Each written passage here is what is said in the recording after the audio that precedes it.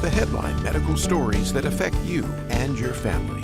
This is What's Happening in Health, sponsored by Mayfield Brain & Spine. Morning, everybody, and welcome to What's Happening in Health. Got a great hour of hope and healing for you this new year. So glad you're joining us today. A local wife and mother has something new that has helped in her fight with a brain tumor. We are going to show you how it works, hear her remarkable story, but she is here today with a team from the UC Gardner Neuroscience Institute. Want to welcome Nurse Jenna Newton along with Nurse Navigator Jamie Denlinger, and Patty Young has a remarkable story of survival and recovery. Can't wait to hear more about it. Plus, healthy habits. Yeah, we're all starting them now. Maybe you decided to exercise in the new year. Well, the American Heart Association has their Essential 8, and they say it can make us all better as we start the new year. So Julie Miller from the American Heart Association's here. We're glad to have her, along with Terry Hanlon-Bremer from TriHealth. This team here to help us head back to better health this half hour. But first, we do have a quick headline for you today. The team at Mayfield Brain & Spine telling us that it's taken years, but this device may soon help those who need stroke recovery even years later. It is called the IPSY hand. It's an EEG-driven device. It's a helmet that the patient wears that can detect brainwave activity. It can assimilate that to actions through a laptop computer that then speaks to a robotic exoskeleton the patient wears on the affected hand that helps to move the hand. Now, they don't have these for everyone yet, but they are working on them for certain people who do need them. So if you have questions, call 513-221-1100. In your Healthy Rights today, you have the right to know that there may soon be a needle-free option on the market for children with diabetes. So this is Jacob. He's a Bengals fan who's 11. He's excited about this because he's been living with diabetes since the age of 6. His symptoms, his parents said, were pretty typical. He had been potty trained for years. And then all of a sudden he's wetting the bed like every night, and he is extremely thirsty. The team at Ohio's UH Rainbow Babies and Children's Hospital put him on insulin injections at the time. Those with type 1 diabetes need this hormone to balance blood sugar levels and survive. Soon, however, pediatric endocrinologist Dr. Jamie Wood told me, based on a recent national trial, an inhaled form of insulin already approved for adults called Afrezza may be available for children ages 4 to 17. What the research has demonstrated in this trial is that inhaled insulin is effective in kids with diabetes and, most importantly, safe. Dr. Wood says the trial showed that after 52 weeks, kids on the inhaled insulin did just as well as those on insulin injections. But most importantly, they did not have more low blood sugars. They did not have more episodes of ketoacidosis, and it was safe in terms of lung function. For Jacob, who got to participate in this trial, the inhaled insulin appeared to cover his blood sugar levels better during sports and overall. His A1C did improve with the inhale, and he enjoyed it. And it was a lot easier to manage. Well, that's always nice for parents to hear. If approved by the FDA, this product could be on the market as early as next year. It's expected to be used along with other delivery forms as needed, such as the diabetes pump. All right, and listen to this today. Holiday gatherings are often a time you notice something about your family members. And this year, when you got together, if you noticed that someone in your sort of aura wasn't hearing as well, audiologists say they have a few reminders about the importance of getting them help. They may often pull away from a group because they're unable to follow a conversation. A lot of times what can happen as we get older, or if we have unaddressed hearing loss, it can become more difficult to process multiple conversations at once, really loud groups, especially in a small room, clinking and clanging happening as well. Maybe there's music playing. If this sounds like someone you love, Dr. Matthew Kist of Northern Kentucky Audiology says encourage them to go to an audiologist and just get a hearing test so they know they have options. If you need one in this area, he'd love to have you reach out, 859-352-5846. All right, improving care for women who are pregnant in Ohio. Ahead, a new program is being targeted for areas that may be most in need. Plus, we welcome the team from UC Health along with our patient, Patty Young. We are so glad to hear her story of success. She's been living with brain cancer and is doing really well. Stay with us on What's Happening in Health.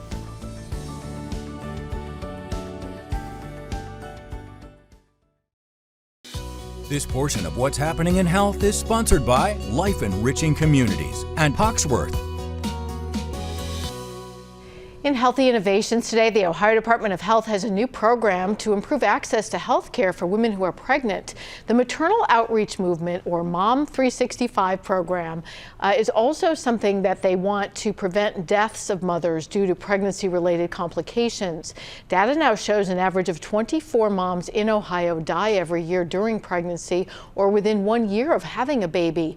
62% of those deaths, researchers say, are preventable.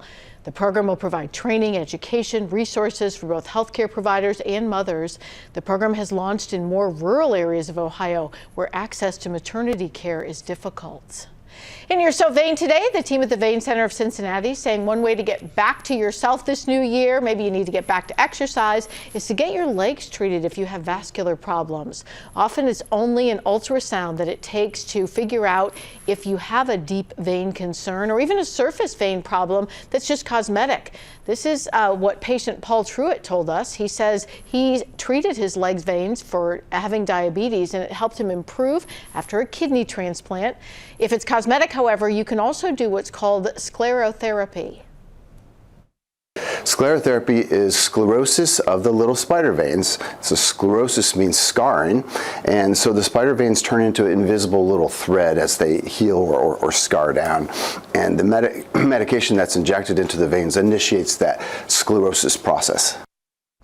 So this is sometimes covered by your medical insurance plan. You can call and find out more at 513-232-2400.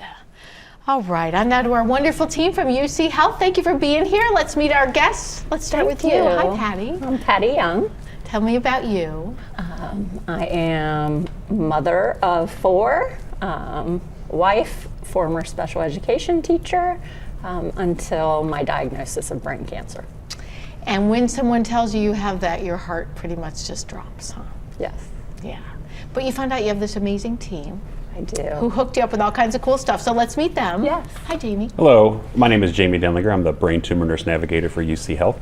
So for people not familiar with nurse navigators, I think you have a special spot in heaven. But could you tell me a little bit about what you do? I am the direct point of contact for our patients, for their families, for loved ones that may have questions that don't live here.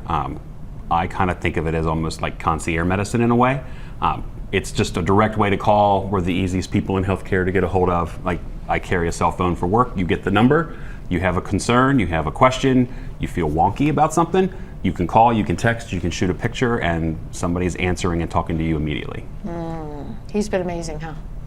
He is amazing. Has been amazing and is amazing. All right, the other amazing person with us, hello. Hi, I'm Jenna Newton. And Jenna, what do you do at UC Health? I'm the nurse clinician for the neuro-oncology practice. And so neuro-oncology encompasses brains and technology and all kinds of things. So we're going to share a little bit more of Patty's story and then come back and talk to this team. What she's wearing is a breakthrough device that gives brain cancer survivors new hope. And she was pretty determined, I have to say, to keep her fighting spirit. Her name is Patty Young, and a surgeon confirmed her tumor shortly after she had a stroke at age 45. When the tumor came back as glioblastoma, that neurosurgeon said, I need to get you to the best possible place. That place for Patty, Ohio's UC Health Brain Tumor Center, where she ended up in the care of... Hi, Patty. Good to see you. Dr. Lalanthika Yogendran, a neurologist who specializes in neuro-oncology. So we talked to Patty and we said, hey, there is this new device, and it is a device where it sends low electrical fields of magnet to the disease area in which we're trying to stop tumor growth. You see, further testing showed Patty had what's called a grade 4 astrocytoma, which after initial care made her a good candidate for what's called the Optune. I had just made the decision, I think, that I was going to fight it with everything I could. The magnets are taped to Patty's head and connected to a battery pack, so those tumor-treating fields are active most of the day and night. They disrupt what normally fuels cell growth. I've been able to have stable scans now for over 2 years. In that spirit, of her determination for wanting to do everything she can for her health, we're here now. While it's not a cure, Dr. Yogendran told me it's given Patty a chance to continue to be a wife to her husband Adam and a mother to a blended family who loves her very much. Thank you doesn't even begin to cover how Adam and I feel about what you guys do for us. You've saved my life. All right, well, that's quite a story. So how are you doing? Doing great. They check you often and your disease is stable, or what's going on? Yes, I've moved since that last story aired. I've moved from every 2-month scans to every 3-month scans. And you know, Jamie, you work with many, many patients, but when you see this and hear this, what does that do for you, as part of the team? This is kind of the reason that we're doing all of this. I kind of say, you're chasing, always trying to help people. That's why we've become nurses. And, when you talk about brain tumor patients, it's kind of like the ultimate in the chase. And that getting to see patients that have what are traditionally very bad cancers, being able to thrive and continue living and doing the things that they want to do and not just being holed up in a room or things like that. It's the whole purpose. It's why you do what you do. Yeah. So talk to me a little bit about your team. You are just 2 of the members. We met one of your doctors, but it's pretty comprehensive and one of the few in the region like that. Tell me about that. So Jamie and I do a lot of the work. We are the chart prep, we are the schedulers the majority of the time. We're the first contact that the patients come into. We are a lot of emotional and social support for our patients. We have a wonderful social worker who works with us and helps us with our patients. Her name is Jade, but our patients contact us a lot, just letting us know what their issues are so that we can assist them, because we don't want them to be alone in this. So one of the focus that has changed in, I think, most disease areas now is that we're not just looking at treating what's going on in her brain. We're looking at her life, her family, her whole person. Do you feel that? Absolutely. Yeah. I met with an integrative medicine doctor there, their survivorship program. So, they've really done the whole package. Well, that just says we value you as a human, let alone everything else. One of the things, though, that you told us was you've got to find different hats and whatnot to coordinate with that every day. How does that work out? Or I could just not wear a hat, but yeah. So when you said that to me, I started thinking about who I knew in the community that coordinates things. And then we have a wonderful guy in here. His name is Brent. Come on up here for a second. Mr. B, I gave him the weather mic, guys, just so you know. And Mr. B is an artist who actually is also a cancer survivor. He had throat cancer. And Mr. B, come on in there. Stand by Patty so you can look at me. I already met him. Yeah. But he has something kind of special for you. If you wouldn't mind, could you take off your hat so we can see what you cover? So that's a lot. The nurse navigator's got her right there. Right? Yeah. And Mr. B, what did you do for your artwork here for Patty? So oh my goodness. Liz hit me up, and Liz hits me up here. I did hit him up. And says, "How you doing?" I'm like, "Oh, Liz, stop it." But she had this person, this beautiful person, Patty. She says, "Do you have an extra hat?" I said, "Oh no, we're going to do Patty a custom hat. We're not going to give Patty an extra hat." So I painted you. Oh my goodness, it's beautiful. So this is B, a survivor. So this is done by me and my team of artists. Turn that just a little bit so we can see. Okay. There we go. Oh my goodness. And I believe in your ribbon is great. Right. Yes. So my research was correct because I moved it. It is. So it is be a survivor. Can we see this? Where we at? There you be a survivor. All right, so can we put it on so we can see? Is it like a custom fit and all that? Oh, look at that. It's adjustable in the back. Does it work? Oh, here. Yes, it works. Yeah. Oh, look at that. So I couldn't stop at this day.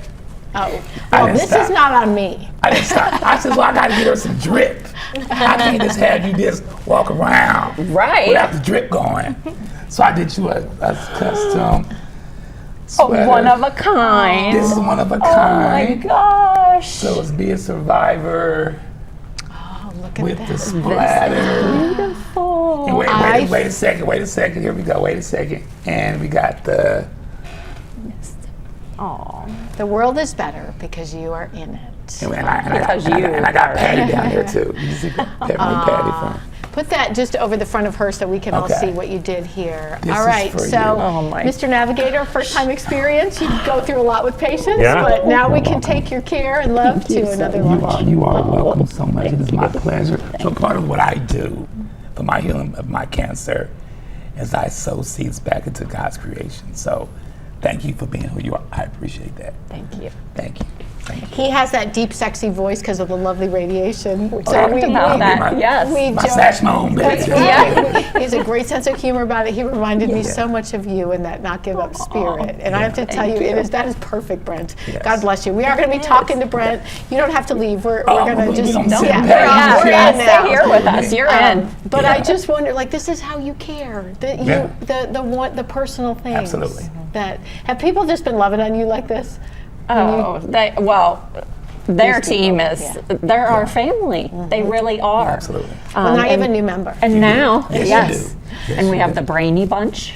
Oh, the Brainy Bunch. The Brainy Bunch. She has all the we just did a Friendsgiving around Thanksgiving for all of our patients and their families. Well, it's nice to have a team in so many ways in the community, is it not? Yes, it is. Yeah. Well, thank you. We really just wanted to say thank you for loving on her, making all the difference, and thank you, Brent. That's amazing. Well, I incredible. Enjoy it. Part of healing is giving. Yes. And like Nana taught me through whoopings, first of all, but through other stuff. But you can't, when you're serving is when you are in God's will, and your blessings will never stop. So I'm going to continue my blessings, so I'm going to keep serving people like you. Thank you so much. Oh my gosh, you're beautiful. All right, I'm getting a hard wrap in my ear, but my tears are coming. God bless you guys. Thank you. We will be sharing more of Brent's story later in our hour, but if you're just joining us, we do have a link to his stuff if you want him to make something for someone. So he reached out. All right, giving the gift of life. How a local woman is making it a family affair to help others who need it most this time of year. And we're going to talk to the Tri-Health team. No pressure after that, you guys. But they're going to share with us the Essential 8 from the American Heart Association. Stay with us. This portion of What's Happening in Health is sponsored by Miami University, the Vein Center of Cincinnati, and Lindner Center of Hope. Welcome back, everybody. Our Hawksworth Donor of the Week brought her son to donate platelets with her. Annette Dean is from Amelia. She's been donating blood and platelets for about a year. Dean brought her son with her to the Anderson Donor Center, and it was his first time donating platelets. Dean says that she knows many people need blood or blood products in our community, and her family is happy to step up to help. Yeah, I feel good giving my platelets because it's helping somebody who really needs that. You know, me sitting here for 2 hours or however long, is nothing to compared to what they go through. They have to go through so much more than what I could ever imagine. They really need blood and platelets this time of year. If you can schedule an appointment, please call 513-451-0910. You can also schedule online or through the Hawksworth app, and we have a link to do so at what'shappeninginhealth.com. All right, on now to our wonderful friends from the American Heart Association and Tri-Health. Tell us a little bit about you. Hi, Liz. I'm Terry Hanlon-Bremer, the Executive Vice President for Tri-Health and the Chief Operating Officer, and I'm actually a nurse by training. So that heart health thing is high on your priority list. Very much so, not only from a health perspective, but a personal perspective. Oh, neat to know. We'll come back. I want to hear about that when someone tells me that there's a story. But tell us about you. Hi, yes, Julie Miller. I have the privilege of working with the American Heart Association and leading the wonderful team that helps put on the Heart Mini in Cincinnati, which is just a wonderful tradition in the city, and then also the Cycle Nation team, which is in the fall. So love working with American Heart, and again, same thing, a personal connection of my daughter is a heart warrior, so I love that my personal and professional lives are connected. So what's a heart warrior? So my daughter at 1 month had open heart surgery, and so she is now a thriving 9-year-old, but I understand the importance of heart health from day one, and it's something that I'm thrilled to be able to bring that mission to people here in the tri-state. Wow, that must have been life-changing. It was, but I also, we were in phenomenal hands with amazing surgeons and a team around us. And it's one of those that you have to trust those people around. And what I've come to realize is the research that American Heart provides to the clinicians and to physicians to ensure that all of our heart warriors have hopefully successful outcomes. It's been just really rewarding to be here. Great to hear. So what's your connection to heart health? Well, first of all, I get the privilege to serve on the American Heart Association board as a board member, but my personal history is my father, my grandfather, and my uncle all passed away in their early 50s from a heart attack. So prevention is really critical. And then my 2 younger brothers have each had heart attacks. They're both alive, but they've had heart attacks in their young age. So heart disease follows our family line very, very strongly, and I just know the power of prevention. Wow, and even knowing they still had heart events, like you're aware, and this really is about that awareness. Well, we wanted to hear for a couple things. We wanted to start with, if you are making changes in the new year, we all go crazy. We all are like, oh, we're going to do everything. But the American Heart Association has this wonderful list called Life's Essential 8, and we have a graphic about that. But Terry, talk to me a little bit about why these changes matter. It can be all kinds of things, but they seem like common sense, but they add up, don't they? They really do. It's really incremental steps, Liz. So this is anywhere from eating healthy to watching your weight to getting enough sleep to exercising and knowing your numbers, making sure that you know your cholesterol, your blood pressure, and your glucose, your blood sugar in your body. The key is that our bodies are amazing. Every little step is a positive in the right direction. So even if you just start off making a small baby step, maybe you're a tobacco user and you want to quit tobacco, but you can't fully get off of tobacco. Just cutting back makes a difference. All right, so let's come back out here on camera so we can talk to you a little bit. We can know those steps, but it's not easy to make a change. Like we can say quitting tobacco, but so how does the Heart Association help? What's the best way to get something started? Yeah, I mean, I think it's being aware of what are the small steps that you can do. So when we go out, we're thrilled to be meeting with a lot of our companies right now and the supporters of American Heart. And what we do is make them aware of Life's Essential 8. Like you said, what's one little thing that you can do? It used to be Life's Simple 7, but we actually increased to include sleeping 2 years ago. And so it's one of those to be like, we understand of like the whole body of what does it need. I always say that's one of the things of how can I shut off the phone, how can I kind of be able to get to bed at a decent time, something that is more controllable that can really help your heart health this new year.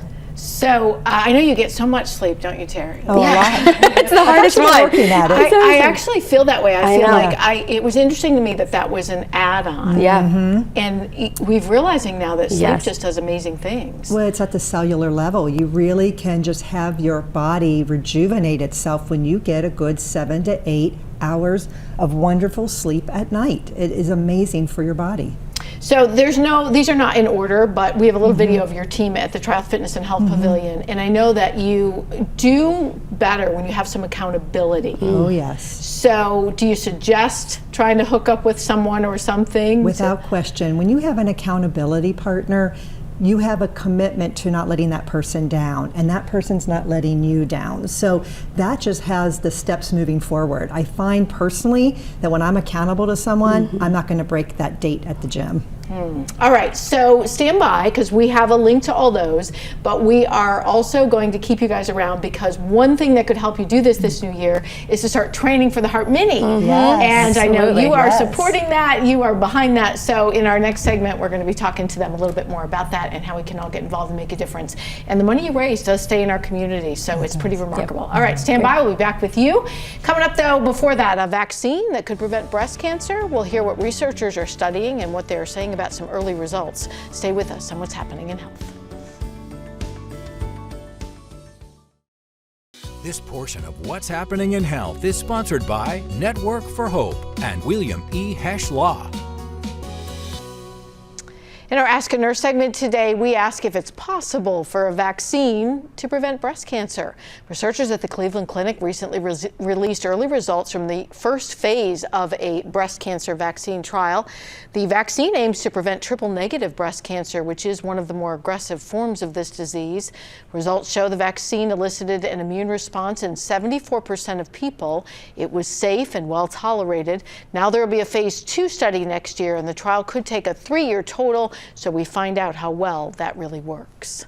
In Healthy Diversity today, the Center for Closing the Health Gap recently shared with us new information about an artificial intelligence tool. It could help identify those living with Alzheimer's who don't know it. Now, the amazing thing is that researchers say it could also help reduce disparities in those diagnosed with this disease. Researchers at UCLA are using this tool to help scan electronic health records. It can then identify symptoms that patients have reported, particularly in underserved communities, that may be risk factors. A provider can then be notified to suggest further testing.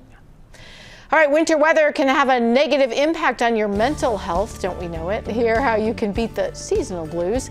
Plus, our artist Brent Billingsley, who you just met, he's going to be here with Mary McNeil, but he calls her Nana. They're going to be talking faith and healing in this new year. Stay with us next half hour on What's Happening in Health. The headline medical stories that affect you and your family. This is What's Happening in Health, sponsored by TriHealth. Back, everybody, to our second half hour here on What's Happening in Health. We've been following the medical journey of local artist Brent Billingsley since he was treated for cancer earlier this year. And we want to check on his progress, and he brought his Nana, Mary McNeil. So you met him earlier. We're going to hear more about his journey coming up on Faith and Healing. Plus, as people are looking to be more physically active in the new year, the Heart Mini Marathon right around the corner. Hard to believe. But Terry Hanlon-Bremer is the chair of this event. We're going to talk with her and hear more from Julie Miller as well from the American Heart Association to learn how to prepare properly for this race.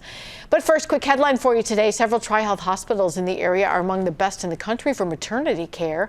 That's according to the 2026 U.S. News & World Report list of the best hospitals for maternity care. Good Samaritan and Bethesda North hospitals both made this list. So did McCullough Hyde Memorial Hospital. They are a TriHealth location in Oxford. Cincinnati, one of the top 20 cities in the country to have the highest number of hospitals included in this list. All right, I'm waiting for life today. A reminder to register online this year. If you want to be an organ donor, that's a great New Year's resolution. You never know just whose life you might save, and it does turn out that those who serve us may need this kind of support. New study shows police officers are more likely to have chronic health risks that shorten a lifespan.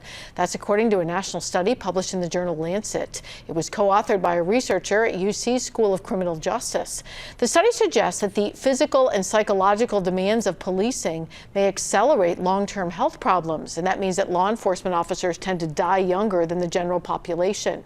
Researchers did not focus on line-of-duty deaths, but say officers die from the same causes we all do, and typically kidney disease is way up there on the list, something that can always make a difference if you're an organ donor. That's a common cause of early death in all populations.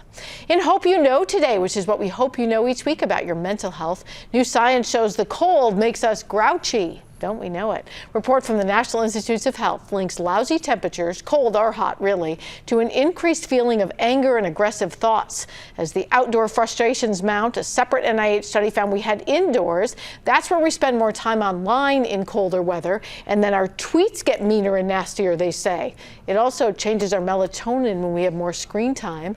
Dr. K, as he's known with Christ Hospital, told me that messes with your sleep as well. Our circadian rhythm is driven by sunlight. No sleep really makes you grouchy, he says. Add that to shorter days in the winter, and without sunlight, we get moody and depressed. Well, there's no magic formula for winter survival. Upping the fun, staying active, and a little personal pampering, they say, can help ease the grouchiness. All right, door-to-door service for people who need help with transportation. That's coming up in Healthy on the Go. We're going to tell you how a program by Tank in Northern Kentucky is helping those who need it most.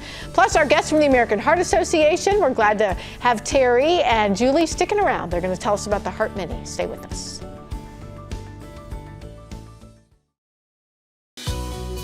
This portion of What's Happening in Health is sponsored by Metro. In Healthy on the Go, there are transportation options available now in Northern Kentucky for people who are not able to ride traditional tank buses. The Regional Area Mobility Program offers door-to-door service in Boone, Kenton, and Campbell counties. We believe transportation is a really important part of good health. The goal is to make everyday activities easier, such as trips to the doctor or to get your groceries. Now, you do have to qualify to use this service. So basically the only qualification is they have to be unable to ride the regular fixed route bus.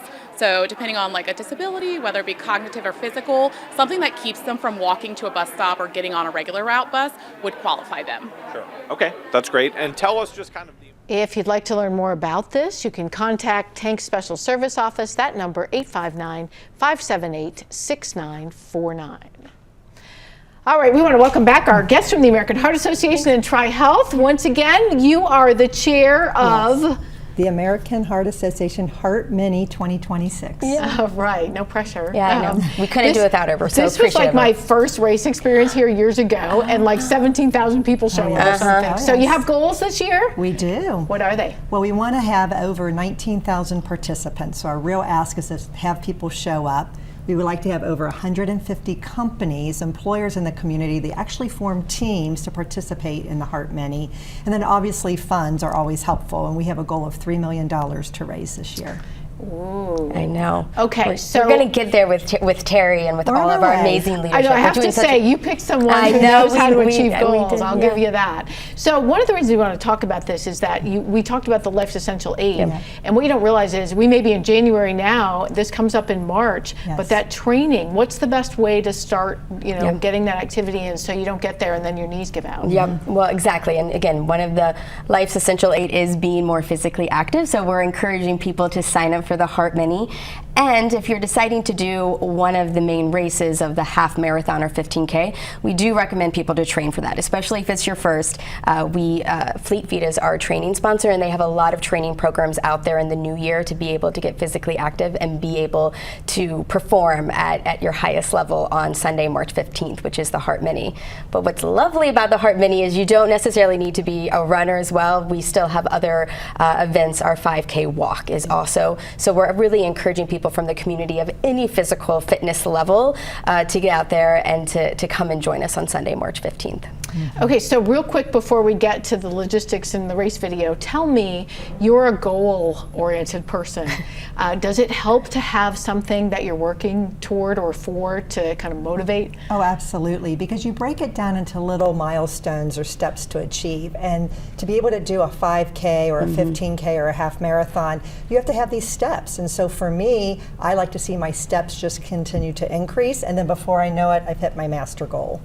It's funny you should say that, because when I was a kid, I learned to eat like my brothers. So I was really trying to lose the weight after, and I had a lot to lose. And I remember trying to run mailbox to mailbox. Oh, yeah. But it helped because it was such a small amount, but I can add an extra mailbox today. Yeah, which makes a difference. So we do have a little video. That is not a little marathon. No. So let's talk about, just like you said, you have different events. There are some that are pretty competitive. Yes, so it kicks off early in the morning at 7:30 with our half marathon and 15K. And then we go into, we really encourage our survivors to participate as well. And so at 9:30 we have a Steps for Stroke event. And then we also have a 5K race that is at 10:30. And like we said, we want this to be something that the whole community can participate in. And so we have a kids race at 11:15. So if you have little ones that want to get out some energy, we would love for you to sign up for that race. And then I would say most of our participants sign up for the 5K walk, which is at noon this year. And so again, like Terry said, we're so excited to have 19,000, 20,000 people come out and participate. And what we're thrilled about is those are the numbers that we had prior to COVID as well. So we've continued to build up our participants again, and just our supporters that want to come out and just support the American Heart Association that morning. That's great to hear that. When I look at that, one of the things you learn is that's 19,000 stories. Yes. So I wonder, you shared with us that this is in your family, which makes it really personal.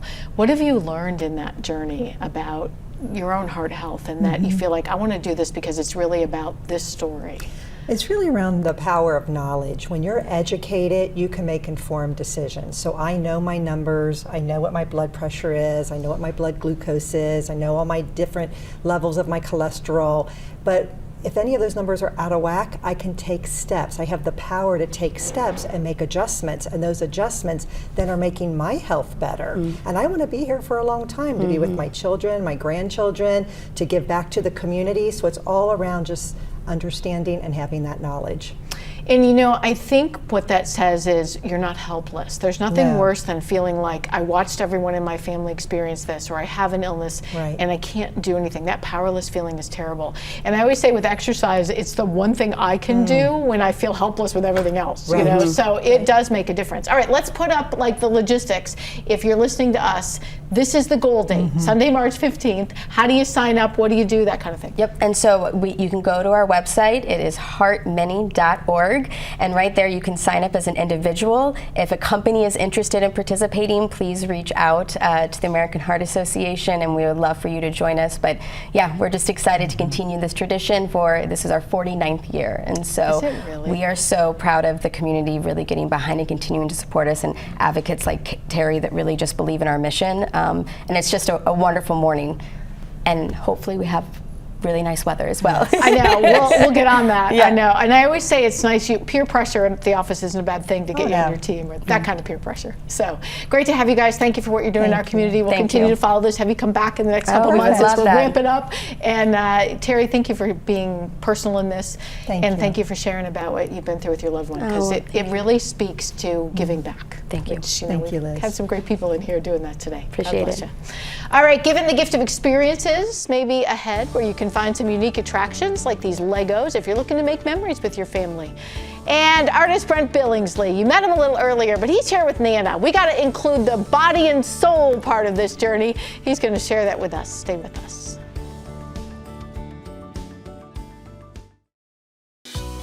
This portion of What's Happening in Health is sponsored by Northern Kentucky Audiology. In Look Good, Feel Better today, if you got a gift certificate for a little pampering this holiday season, maybe good for body and soul. There is science behind some of these experiences that we are given that shows they reduce stress and the feelings of isolation. You can get a facial procedure, or you can maybe go to a museum with your family for an educational experience. The Art of the Brick is a popular art gift this season.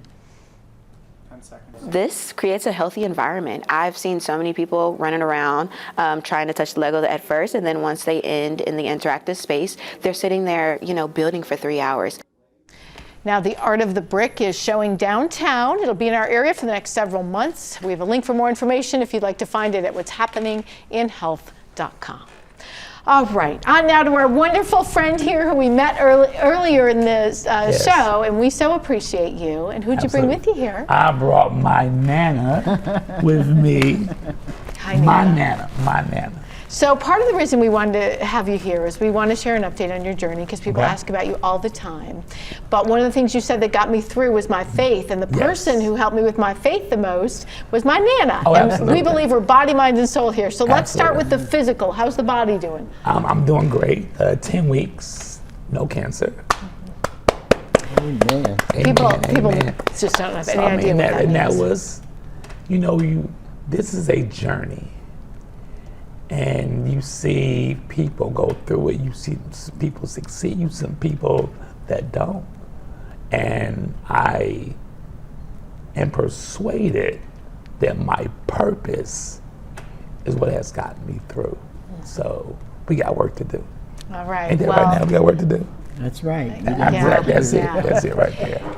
So let's first, we have a little video of you in radiation. Let's remind people you had a diagnosis of squamous cell carcinoma. And that was in what area? In neck. In the head and neck. And so you were treated, you have chemo and radiation? Aggressive chemo radiation. And all your hair's back. It is. Look at this. I'm feeling like MJ in the 60s in this bad boy. I'm rocking it. I listened to you and I noticed the voice. Does it hurt to speak? It doesn't hurt, but it is challenging. Okay, and some of that's from the radiation. It is all from radiation. Yeah. Yeah. So one of the things that I think people underestimate when you have a loved one like this is you feel kind of helpless, don't you? Yes. And so we need to remember that Nana was the person that taught you that praying is not doing nothing, right? Absolutely. That's right. Yeah. Why is that? Well, prayer, that's what got me through.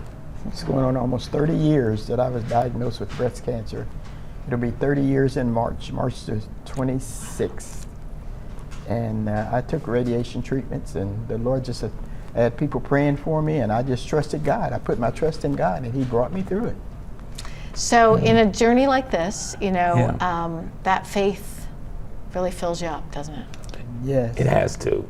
There are days when you are depleted, and I still have those moments because I still have a business to run. I still have sons to raise, and I was having a moment recently, and I just saturated myself with worship.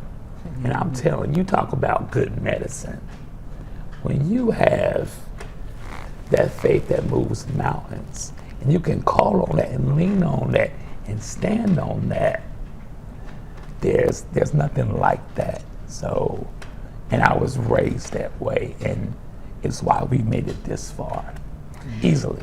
So how did you instill that in your children? How did you teach? Because we're starting a new year, and lots of us often say one of our goals is to sort of have more of a spiritual connection to I just something. put my trust in God. I trusted Him.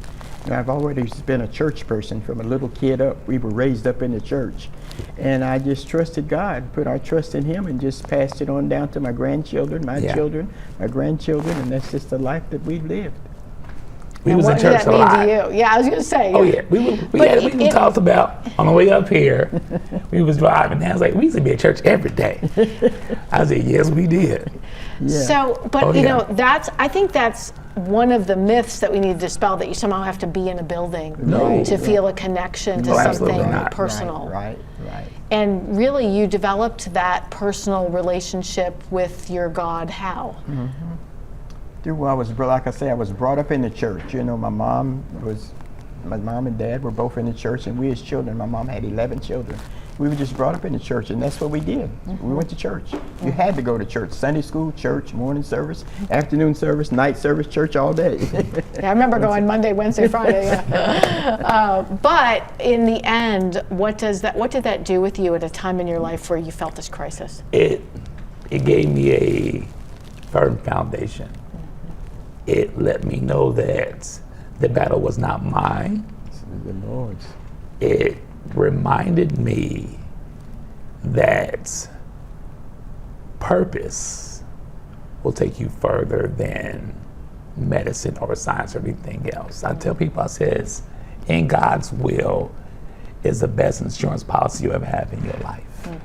And from a young age, they've been speaking over me about destiny and purpose and these things that they knew and they see at a young age. And I knew those things had not been completed yet. And I have, because I'm persuaded that I have plenty of work to do. So I was never worried about going anywhere. It's just the journey is still a journey. And you have to lean on the things you were raised to do, to deal with the slippery slope of what life gives you. Boy, that's quite a testimony to how you raised them. Yes, it is. One of the things, as you can see, is that your artwork is remarkable. You've used this along your journey to bless others, as we saw. And we want to make sure if you have a personal friend or someone who's on this journey, he makes personal stuff. You can connect with him. We have his website on our website at what'shappeninginhealth.com. I really just brought you in because people ask about you all the time. So it's important for us to have these updates and let them know you're doing great, and that your, God is bigger than cancer thing is not just a slogan. It is not. It is a lifestyle. Yeah. God bless you. A great way to start the new year. We can't wait to follow your work this year. That's all. We're getting busy. Yeah. We got work to do. Yeah. God's not done with you. You're right. You better believe. All right. We're going to continue our hour with some symptoms of depression that could play a major role in aging. We're going to share what you need to know. Stay with us. This portion of What's Happening in Health is sponsored by Mount St. Joseph University and Advanced Cosmetic Surgery and Laser Center. Before we go, I want to remind you, we recently had a chance to team up with this team from Crossroads to talk health and healing as well.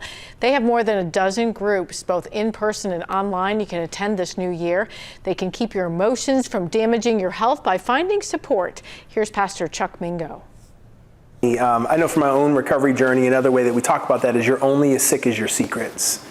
And the body keep score, right? So when we have these traumas that happen, if they're not dealt with and processed, oftentimes we get to a place where they start to impact us physically.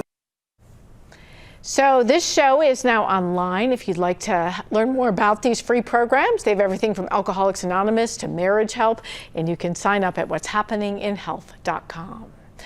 All right, finally, in Aging Gracefully, some symptoms of depression may predict whether someone will develop dementia later in life. New research from University College London found that people who face a loss of confidence, nervousness, difficulties concentrating, and an inability to face problems in midlife are at a 27% greater risk for dementia in their older age.